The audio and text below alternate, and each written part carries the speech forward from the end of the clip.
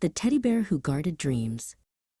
In a cozy room with glowing star-shaped stickers on the ceiling lived Bramble. He was a small bear with soft, chocolate-brown fur and one special ear that tipped forward like a little secret. While the other toys stood straight and tall, Bramble preferred to sit quietly, listening to the world around him. Bramble belonged to Alia.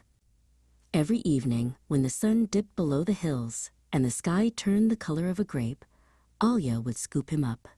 She would squeeze him tight, burying her face in his soft tummy. "Keep me safe, Bramble," she would whisper. When the moon climbed high and the shadows grew long against the walls, Alia's eyes drifted shut. The house became very still, but Bramble stayed wide awake. His glass eyes sparkled in the moonlight, watching the doorway and the window. Suddenly, a tiny gray cloud drifted through the window. It wasn't a rain cloud. It was a worry. It was full of thoughts about lost toys and loud noises. It hovered over Alia's pillow, trying to turn her happy dreams into scary ones.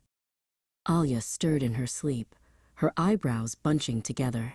The gray cloud was making her dream about being lost in a dark forest. Bramble knew he had to act.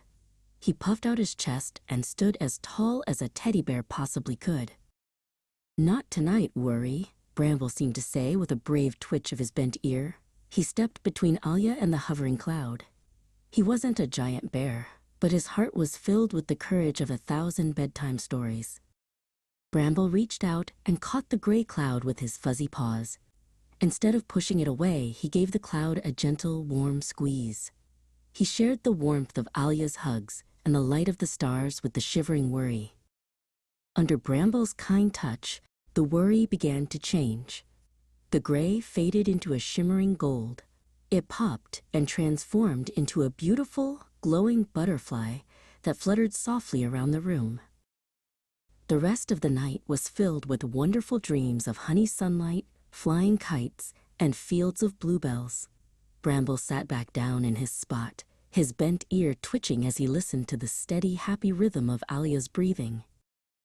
When the morning sun peeked through the curtains, Alia opened her eyes and found Bramble right where he always was. She felt brave and rested.